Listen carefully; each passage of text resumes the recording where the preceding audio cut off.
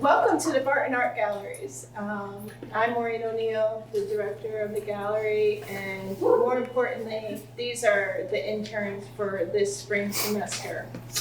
We have Liz, Alexis, Sarah, Jaden, Amy, Dara, and Asia.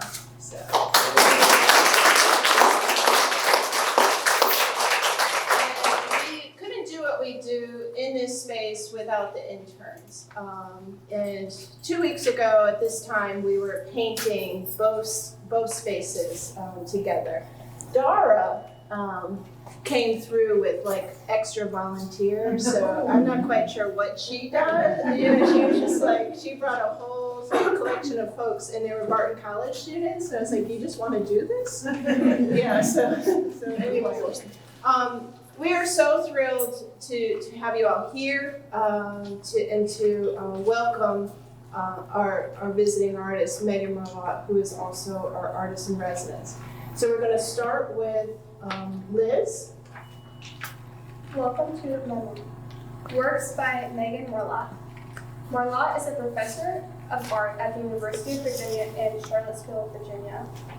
She's won numerous awards for her work, including a Fulbright grant to Belgium, a UVA fellowship to study frescoes in Rome, and a National Endowment for Arts Individual Arts Fellowship in painting.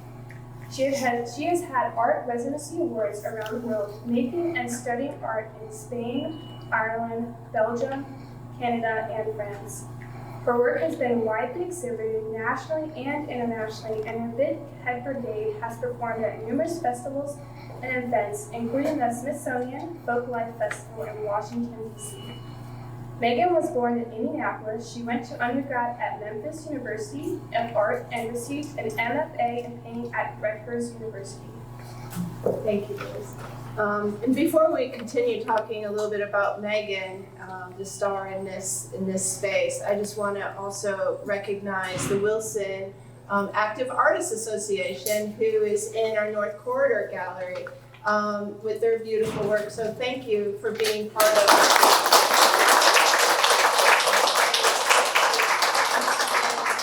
One of the things I said to them earlier is that I just love their mission to be together as a community, to support one another and uplift one another and have these exhibitions together in different places throughout the community. So thank you all again for bringing your work here, and it's real inspiring to have you in our spaces. So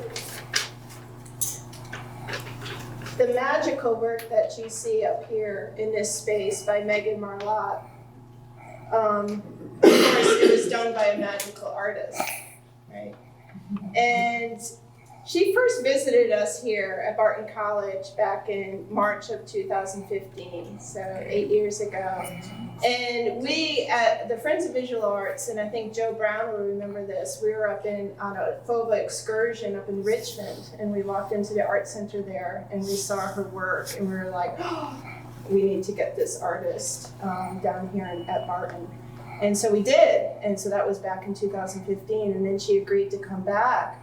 And we're just so thrilled, but we're also honored too that she agreed to also be an artist in residence. So she's having this exhibition, Mummer, but she is also here for 2 weeks working with a group of our Barton College students.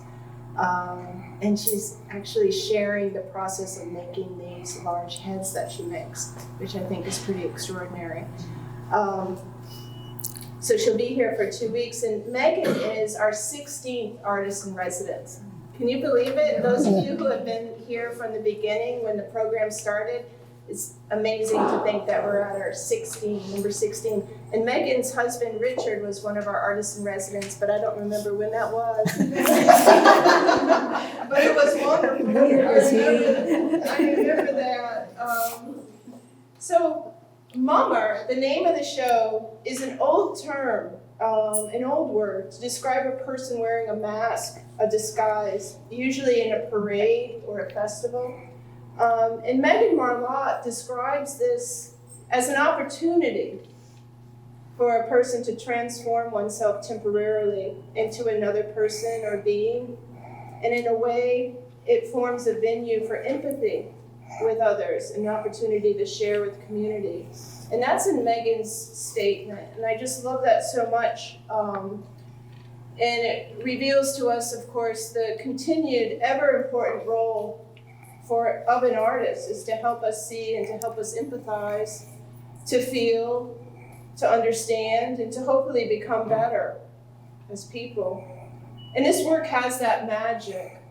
In a way, it helps us, it brings us on a sort of this magical journey, feel transformed, transmitted into another world, another life, and then back out again, better, inspired by what Megan reveals to us. So are we done? So can we sort of let Megan come up here now? Did I introduce all of you? Yes. Okay, cool. All right. Yay, Megan. Okay, thank you. Am I turned on? You turned me on from across. You turned me on from across the room. Okay, that's spooky. All right. I before I talk about my work, of course, and I don't know what I'm going to say until it comes out of my mouth.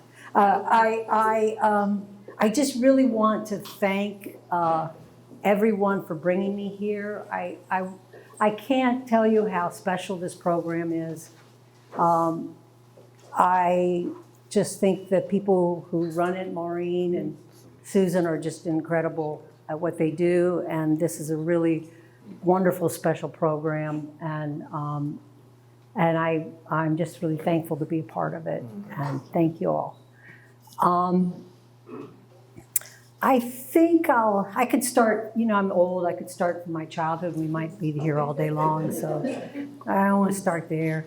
Where do you want to start? I think maybe I'll start from my Fulbright research.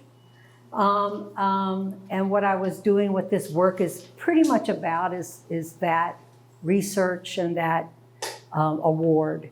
So I received a Fulbright in 2018 to go to Belgium and study the carnival culture of Belgium. Part of that drive had been these big heads that I was making. I was making these big heads, wondering why am I doing this? And so you better get that, Kenny. It's okay.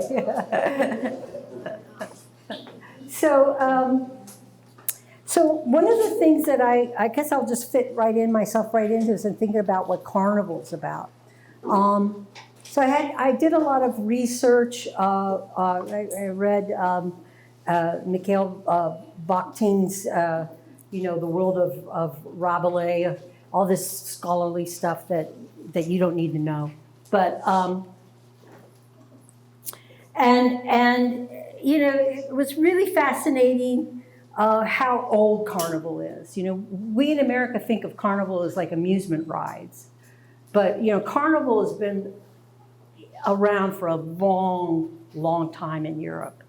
And it's probably, my guess is it's probably some sort of form of some sort of, bacchanalian revelry somewhere.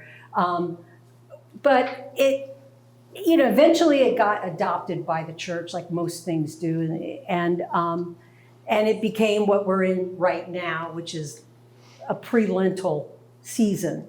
We're in this season right now as we're talking. Ash Wednesday was, a week or two ago. Mardi Gras is the Fat Tuesday before. I'll give you a little Catholic lesson here. So, Fat Tuesday is the day before Ash Wednesday, where you can just kind of blow it all out before you go in, do your little ashes on your head, and then have 40 days of Lent where you fast, give up something, and then Easter happens, and then it's new life. But that's the Catholic version. That happens, that ritual happened long before the Catholic Church adopted it. And so you have a very old tradition of people in an agrarian society who are trying somehow to wrestle with the changing of the earth, the changing of the seasons. The seasons are real important when you live in an agrarian society. So you think of this time of the year, you think of like you've made it through winter. There isn't probably much food left in the food stocks. You might as well fast, get some brownie points in heaven because there isn't any food, right? So you gotta wait for the food to come, you know? So there's this change that's happening in the universe. And it's going in this painting, I decided to sit in front of this painting and talk because this painting's about that. It's the change from the night force into the day force. So you have winter, you know, being the night force where the darkness is predominant, and then it's moving into the day force. And we're in that place right now. And so the whole universe is like changing. And as it changes, we feel it change. And there's this void. What's it going to become? What's it going to become? We don't know. We don't know. You know, and in that void of the changing, that liminal void where it's going over the threshold from one season to another, the magic comes up. Because we're all like in flux. And if we're all in flux, we can be anything, right? We can put on any costume. We can be anything, you know? Everything can be turned upside down, like Carnival does, and right side up. Of course, Carnival can be really commercial in really big modern era, you know, like New Orleans, it gets pretty commercial. Some of these places, like I got this little image out of Alts, you know, in Belgium, it's a pretty commercial thing. When you get out into the hithers, you know, out into the rural areas, away from modernity, away from the modern cities, Carnival gets really weird. It gets stranger the word. Go to like one of the places I'd love to go to, I haven't been yet, is Sardinia, you know, and they wear these black wooden masks and, you know, and these big woolly, you know, clothes with these big cowbells, and the hundreds of men are all looking the same, and they're going down this thing with these bells, and they're scary as shit. You know? And they're supposed to be, because it's like what you're trying to do, what they're all trying to do is scare winter away. Let's get rid of winter, you know? And if we don't go through these rituals, winter won't go away. Seasons won't change, you know? And we need that to change. So I went to Belgium to look at all these carnivals. One of them was Alts. The other one was Banche. I don't have a Banche one in here. They're over in there. Where they wear these wax masks. Little town. Strange little town. There was like a bar every other storefront was a bar. I couldn't find a cup of coffee, but I could find a drink. So this is back to this Bacchanalian thing, you know? So, you know, I asked one of the guys, the Giles, I said, how do you do this for days and days? He goes, oh, you just get drunk, you know? So, so what they do is they have these little wax masks, and they have these really interesting outfits that they stuff with hay, and they wear wooden shoes, and this is going on for weeks.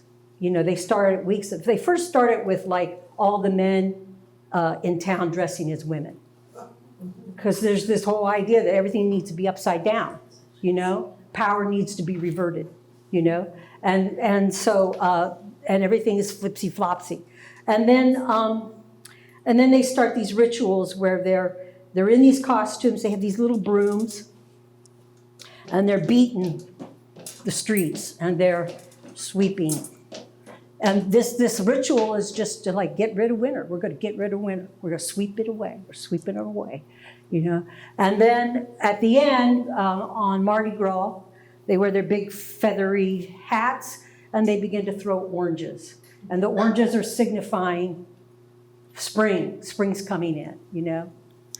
So, so this is what this painting's about. These are, you know, the day force going into the afternoon, the evening force into the night, into the twilight.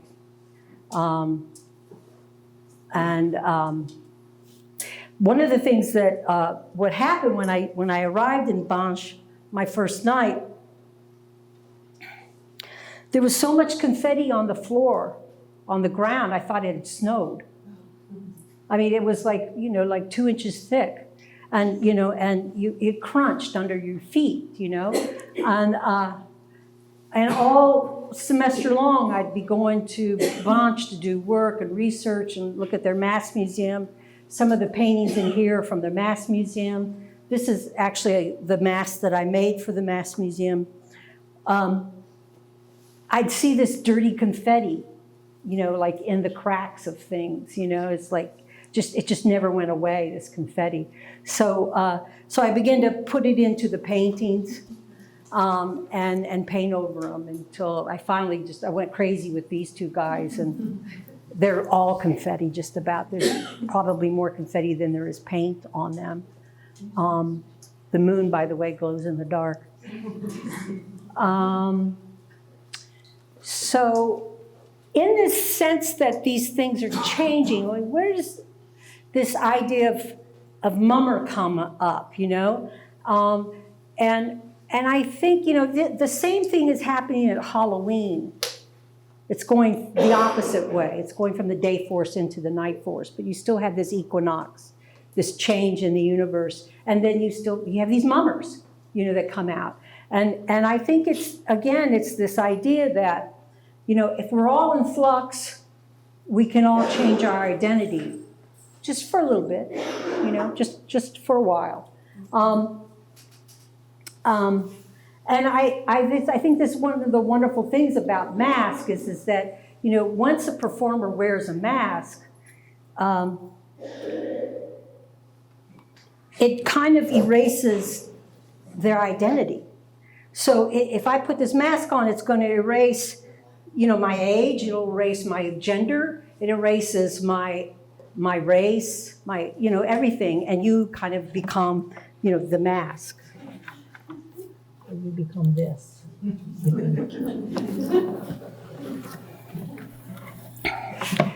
This was my first mask of a mask. The southern part of Belgium is called Wallonia, where they speak French, and their emblem is a red rooster. So this is a Wallonian, and it also has confetti in it. So I find them that in that regard, like every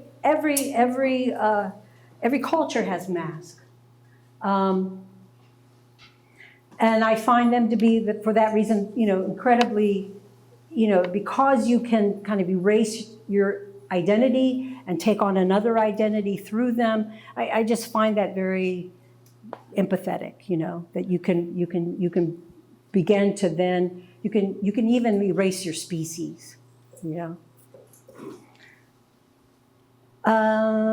What else do I want to talk about? Maybe somebody wants to ask questions.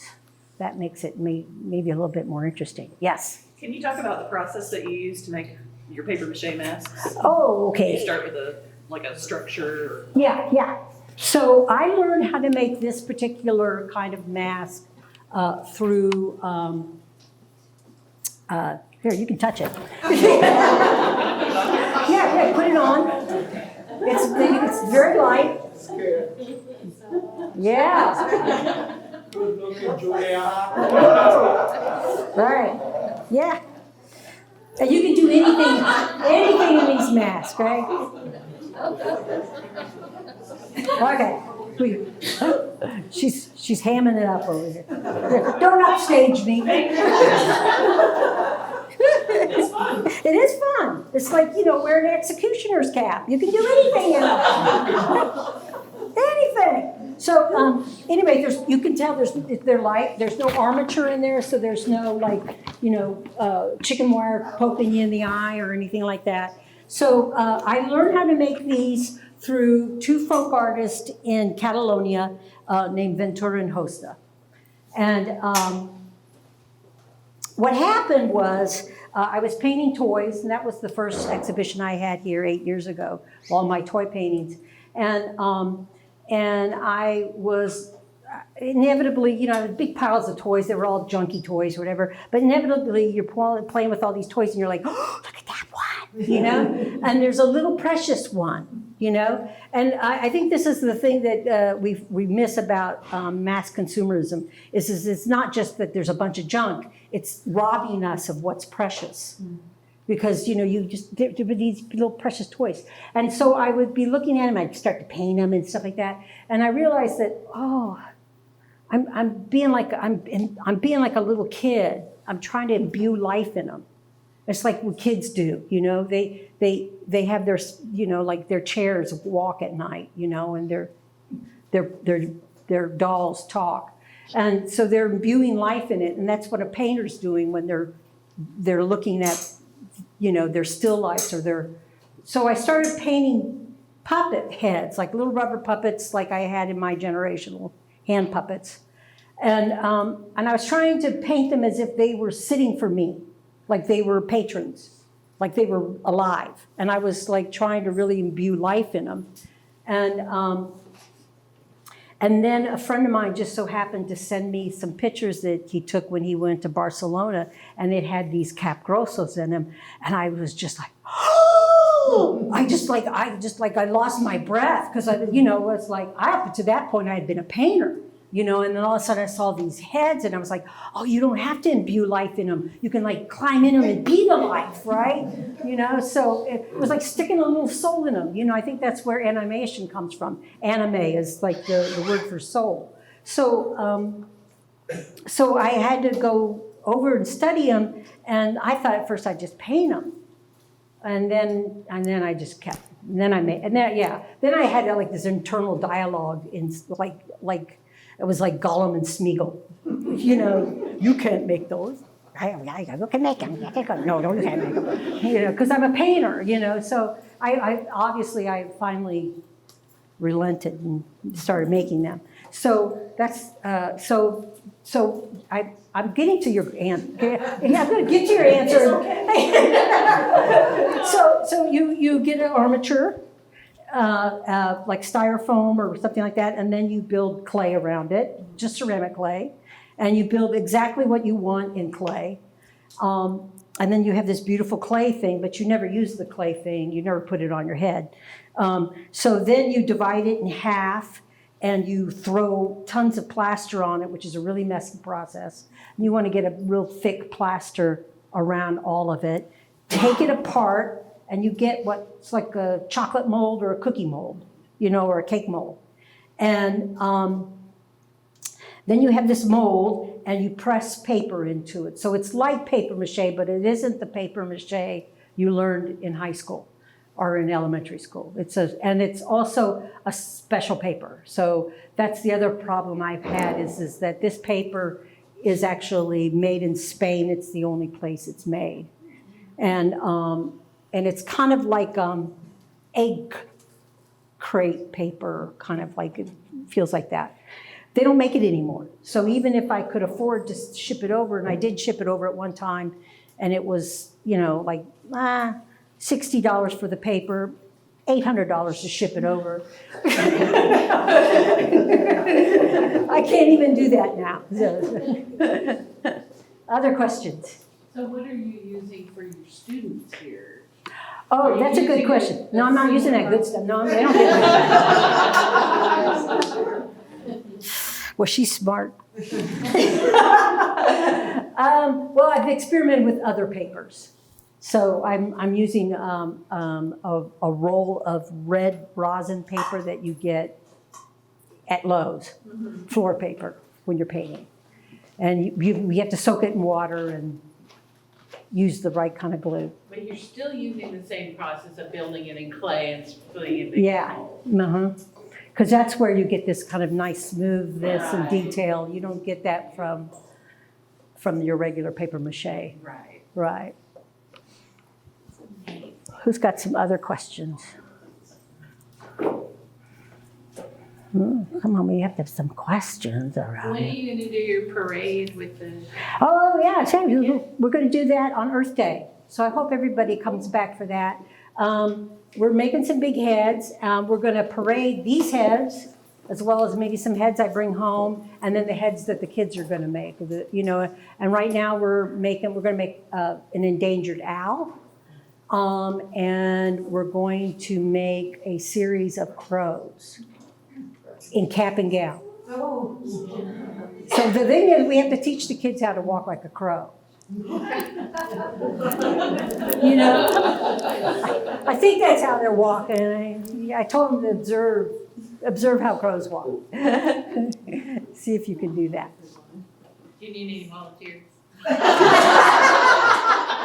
Can you walk like a crow? Always can use volunteers. So, I think you have some visitors that are coming from the back. I think we're having some visitors. All right. Come on in. All right.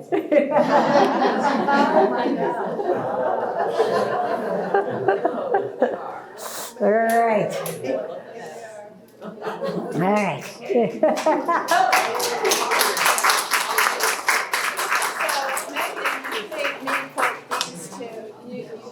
gotta go on this side. Because Megan said they give each other side eye. They give each other the side eye. They do. This is salt and pepper. Pepper has one hole in it, salt's got three. Seriously, up there's a hole. And these actually, they have the polka dotted dresses that they wear, and they hold hands because they're really about sisterhood. Now, how many of you have had a brunette sister and a blonde sister? So that's what they are. This one's a little more morbid. We're actually using this mold for the crows, but this is this is a corvid COVID. COVID Corbin. A COVID COVID, yeah, COVID Corbin. So it's kind of, this guy that sits up here, there's a whole history of men wearing animals as helmets. So this is the opposite. This is an animal wearing a man as a head, as a helmet. And of course, this man thinks he's above nature, so he gets COVID. So that's what happened to that guy. He actually, the outfit I put on this guy is a cap and gown that has hundreds of black rubber gloves, or his feathers. Wow. Yeah. So, but I made this so this mold's different than this mold, so we can just do this mold, or we can just do this one as a hat. So, all right. You guys upstaging me. This way.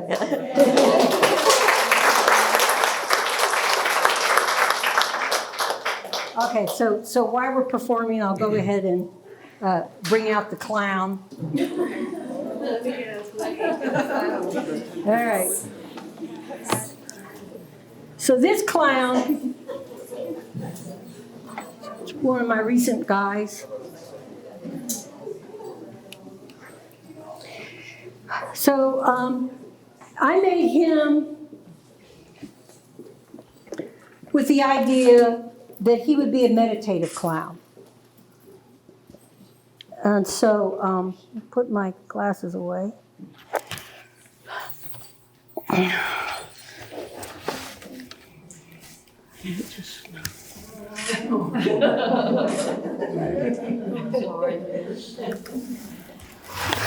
And the idea was you know, if we meditate through strife and stress, we should be able also to meditate through silliness and craziness, you know. But then I looked at him, I said, look, you know, he's kind of a sad clown too, you know? So he was like,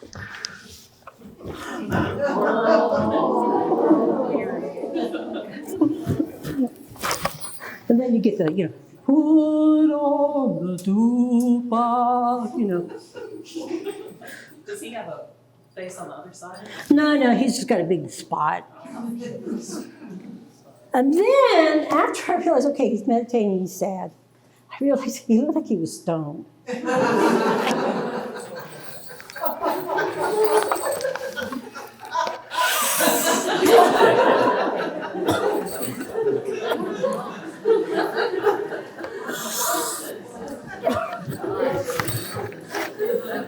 All right, so he became a sad, meditative stoner clown.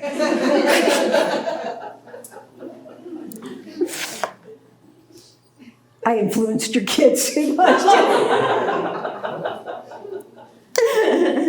Okay, sorry. All right, other questions? I noticed that when you put the mask on, you didn't speak. Oh, yeah. So I think that's interesting. You didn't give it voice. You let the art, except for taking a hit. You didn't speak. So I was just curious, was that intentional? Well, yeah, because it's like, I realized, Maureen caught me doing this today. So this clown, this guy back here is one of the first ones I made. And my intention when I made this was that I would sing in it. Frog went courting and he did ride, rock struck by Mr. Gamble. Had a sword and a buckle, pistol at his side, rock struck by Mr. Gamble. Hemo, ramo, chemo, camo, ridey, ride, ray, or rock struck and yellow bugger, rock struck by Mr. Gamble. He rode right up to Miss Mouse's house, rock struck by Mr. Gamble. Said, will you marry me, Miss Mouse?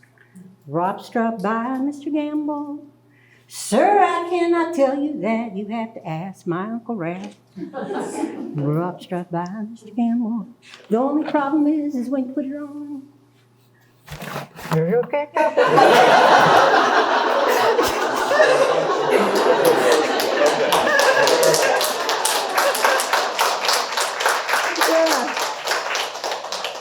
So I realized very quickly you cannot speak in these, you cannot see in these, you cannot hear in these.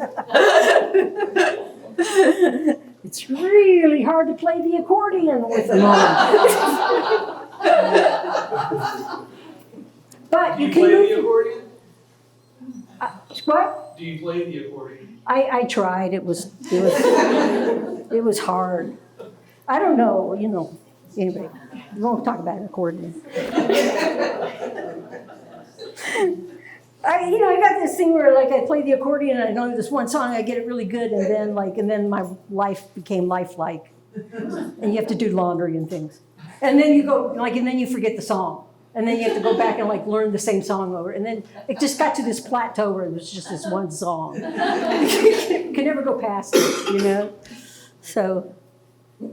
So anyway, I learned how to move my body with the big heads. So there is a way, you put the big heads on, the big gestures are real important, and what you do with your body is real important. And one of the things I learned from the drama teacher at UVA was she said, she does puppet work. She goes, you can make the whole body feel sad. You can, this gestures that you do with your, if you can drop your body, it's like dropping your face, and do things like that. But, it's been a learning experience. I never thought that when I set out to make these big heads that I would be making sculpture, that I would be doing performances at all, or it being, I have a very ambivalent I mean, I look real confident right now. It's a complete lie. I just, I really, so I'm one of those people like, look at me, don't look at me. Look at me, don't look at me, So I never thought I'd be doing performances of any kind. I don't even particularly like performance art, I like theater, that's very different. But, and I don't think what I'm doing is theater because theater is like amazing. I mean, actors are like the most intelligent people in the world. They have to like learn all those lines and then say them again, like with feeling. Yeah, I can't do that. I'm like 99% spectacle. That's about it. All right, do we have other questions? Yes. Can you talk about how the figures in some of your work relates to the characters or the mask or the yeah. This figure in particular, or Yeah, these like figures? Exactly.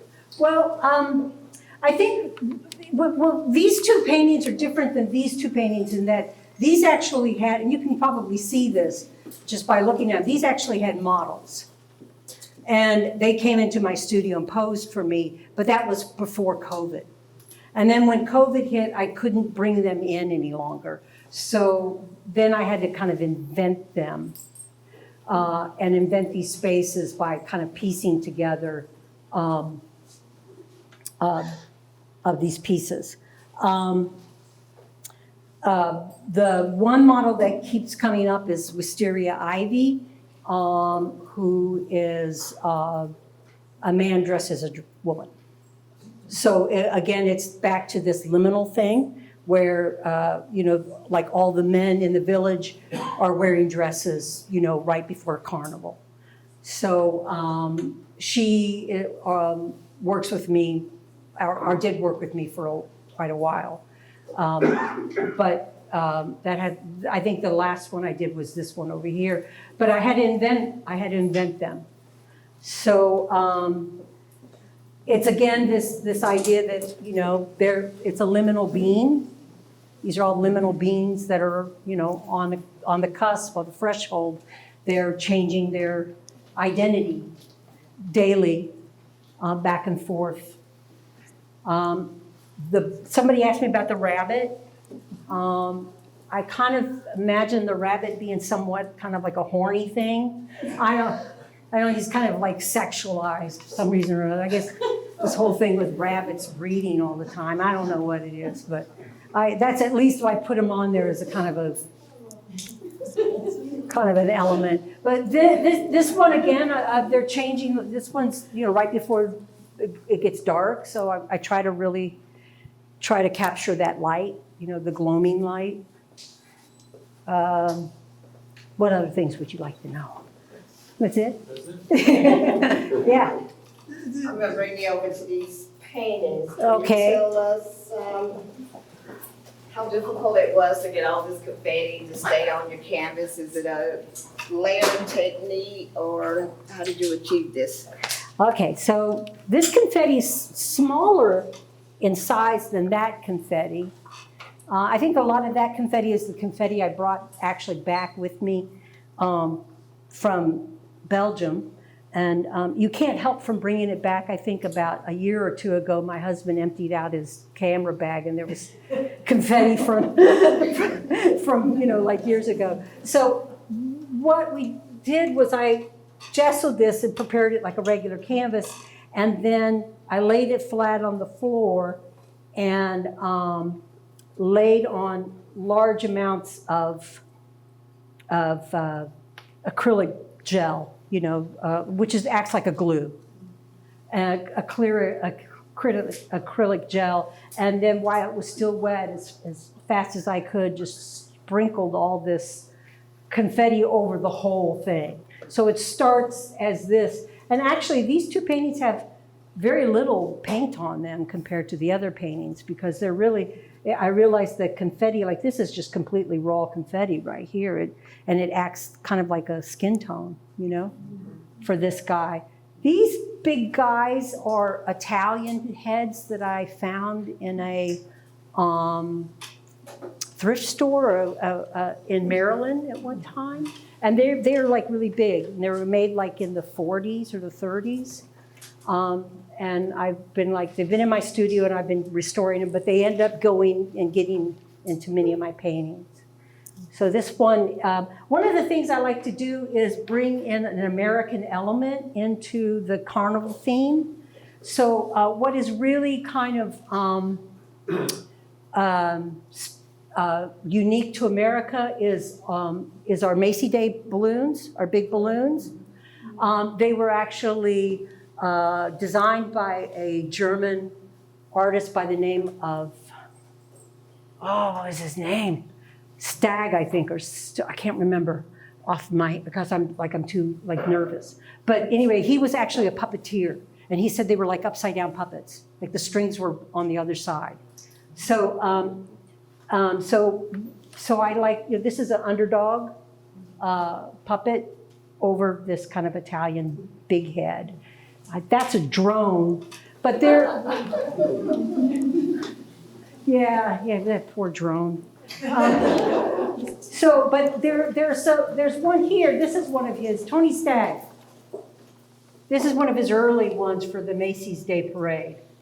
And he started these, I think, in the early 40s, maybe. And then I began to invent my own, this is like King Carnival, American version of it, with the guy with a, what are those things called? AK-47. Yeah, but it's not 47, it's a 15, it's semi-automatic, yeah. He's over here too, he peeks up every once in a while. So, I think we have time for one more question. Susan Baker? So, my parents have lived all over the world, so we get to see masks, and I own lots from everywhere. And I see these votive eyes in some, and I see these expressionless faces. When you live with them in your studio regularly, do they follow you?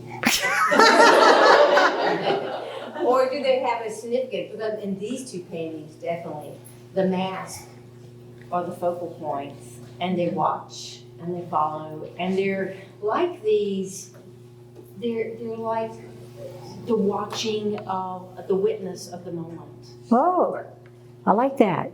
I could get you to write my statement for me. Yeah, can you see, sometimes it's hard to, like when you focus in on this, to see the little eyes inside there. Yeah, that sounds right. Because I talk to inanimate objects. Like if I trip over this thing, what the hell are you doing tripping me? I do things like that, and I think it's from all the years of painting still lives. Because you're painting still lives, and they're not still lives, they're unstill lives. And you're like I said, you're trying to imbue life into them. And if you're sitting there looking at something for hours, observation is painful. Painting from observation is painful because you're looking and you're looking and you're looking, and your arm begins to hurt and your eyes begin to hurt and your brain begins to hurt, and these little objects start to fuck with you. And you'll like be reaching over to get some color, and like all of a sudden you look over and they look like they were doing this, and you begin to kind of have this kind of strange relationship with inanimate objects because you know that they're not as dead as you think they are. At least as a painter, you're trying to make everything magical, or My twin tells me not to tell people that I feel that way about objects. Well, your twin's evil. We've already established that. But I am fascinated on the voltiveness of how they watch and how they look or how they stand witness. I'm just fascinated by that. That's good. I like that. Did you have nightmares about them? No. No. I mean, to be honest with you, I'm a recovering Catholic. So, when you're young and you're like a little kid and you're in church, and the thing that's interesting about the Catholic religion is that it's so sensuous. I mean, there's just so much visual stuff going on, and smells you don't want to smell, and other smells, and the music and the chanting, and it's a very visceral religion. And I know that those images that I saw as a young child still stay with me to this day, no matter how rational I try to be. You still get those saints following you around, at night. So today when the kids were in here and they were like, boy, that's creepy. That was like, a couple of them said it was creepy. I thought, yeah, I did my job. Because they're going to remember the creepiness more than they're going to remember anything. Those images kind of stay with you, especially when you don't speak very well. Any other questions? What? This is more of a comment than a question. But I've been listening to Michael Meade talk about this liminal space we're all in, and as we watch nature degrade or devolve, or we're in this transition time. And he talked about how we've lost the capacity to invite chaos, which is really closer to the light than, all artists know you have to have chaos before you have anything new, right? You have to be brave enough to enter and invite chaos. And this is what this is saying to me. Oh, yeah. You have to really allow this release of not knowing and not trying to control.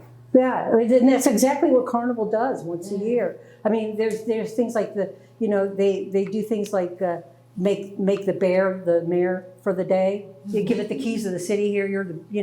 I think we did that 2016. Something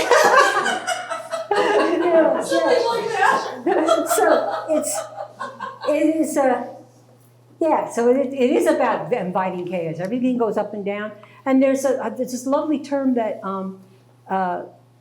Bakhtin uses. He calls it Jesus. I just had a senior moment. Just breathe. I know. Thank you.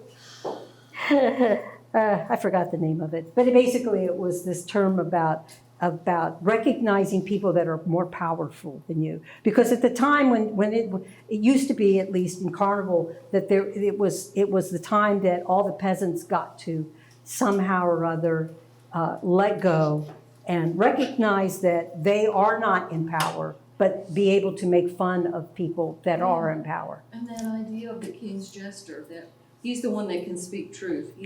Yeah, praise abuse, that's what it's called.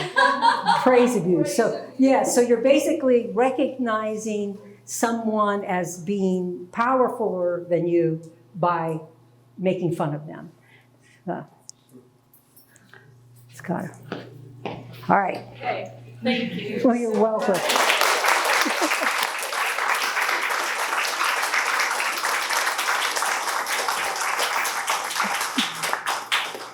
And I invite you all to stay longer so that you can seek Megan out and ask her questions one-on-one. And she'll also be here for another week and a half with us. Sarah, did you want to share the updates with us?